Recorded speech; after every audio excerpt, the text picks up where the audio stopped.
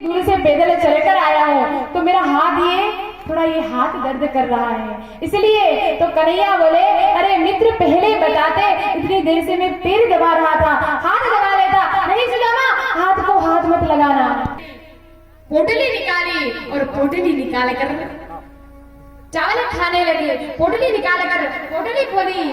मैंने कहा था कि मेरी भाभी ने कुछ ना कुछ भेजा होगा। पोटली खोली, देखा चावल मैंने ही खा देना चाहते थे, मुझे नहीं देना चाहते, लेकिन मेरी भाभी ने इतनी अच्छी वस्तु दी है तो भगवान ने एक मुट्ठी भरी और अपने मुख में डाली। अरे खाना मत, चावल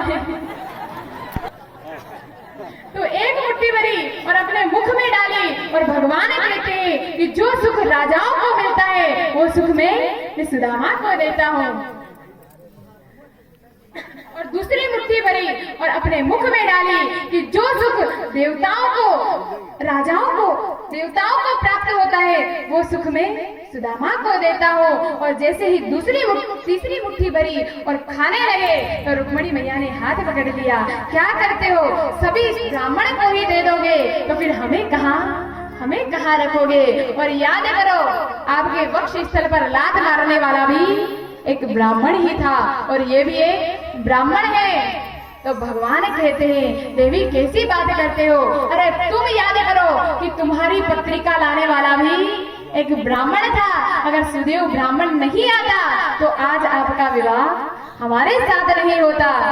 तो रुक्मणी मैया कहती है कि प्रभु कच्चे चावल है, नुकसान करेंगे।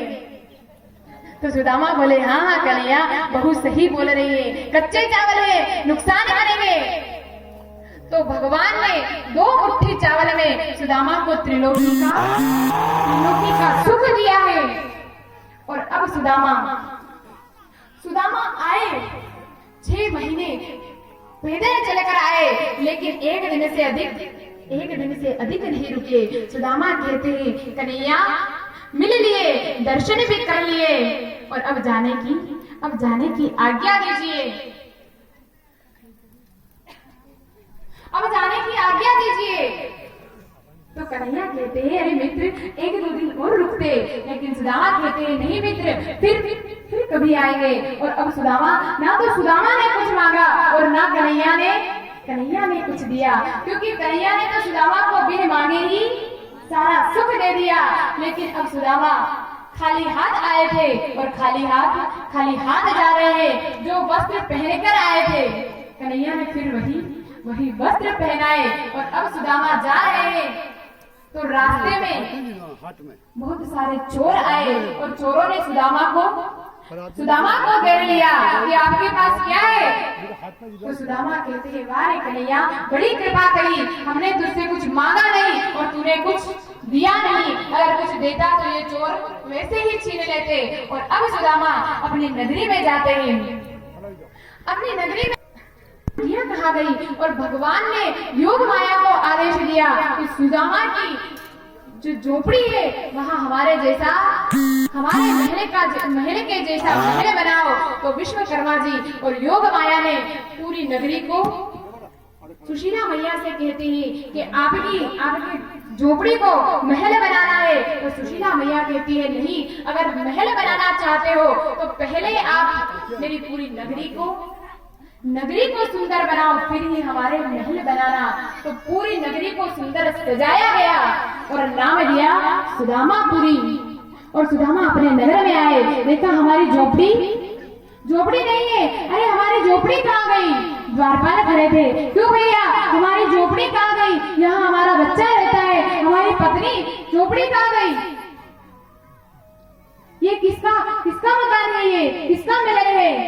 तो द्वारपाल बोले भैया ये सेठ जी का।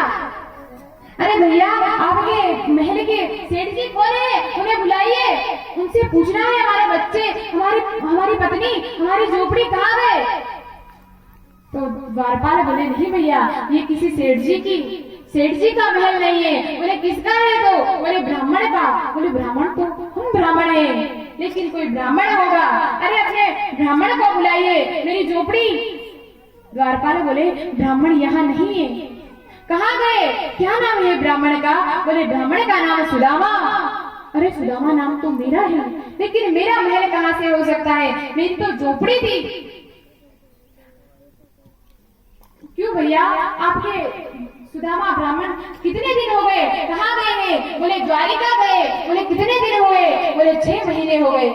बोले 6 महीने तो मुझे हुए थे द्वारिका गए हुए, और द्वारिका तो मिल ही गया, लेकिन मेरी झोपड़ी की जगह महल कैसे हो सकता है? नहीं नहीं, ये महल हमारा नहीं है। तो भैया तुम्हारे ब्राह्मण सुदामा ब्राह्मण नहीं है, तो उनकी पत्नी तो होगी, उन्हें बुलाइए। तो सेवक और इतने में सुशीला मैया ऊपर खड़ी है, और सुशीला मैया ने सुदामा को देखा तो सुशीला मैया आरती का थाल सजाकर दरवाजे पर आई, और जैसे ही सुदामा ने सुशीला को देखा तो सुदामा नहीं पहचान पाए कि ये हमारी पत्नी है, क्योंकि इतने सारे गहने पहने हुए, इतनी भारी साड़ी पहने हुए तो नहीं पहचान पाए कि ये हमारी पत्नी है। सुदामा ने विचार किया कि कोई रानी है और आरती का थाल लेकर मंदिर जा रही है, तो सुदामा बगल से हो गए।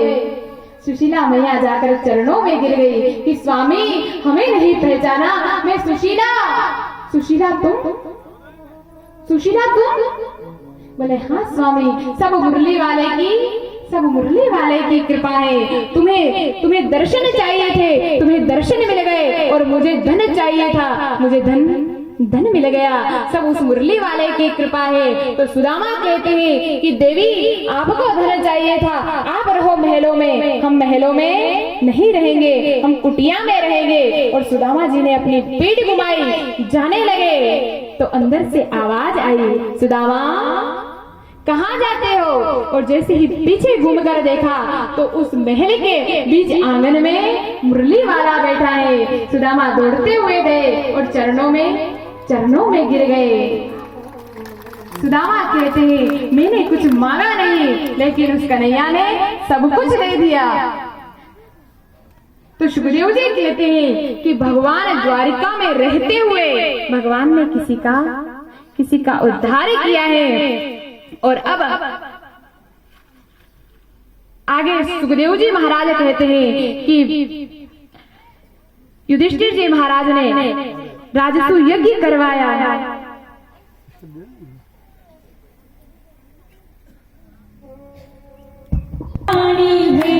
सावरियों है से सावरियों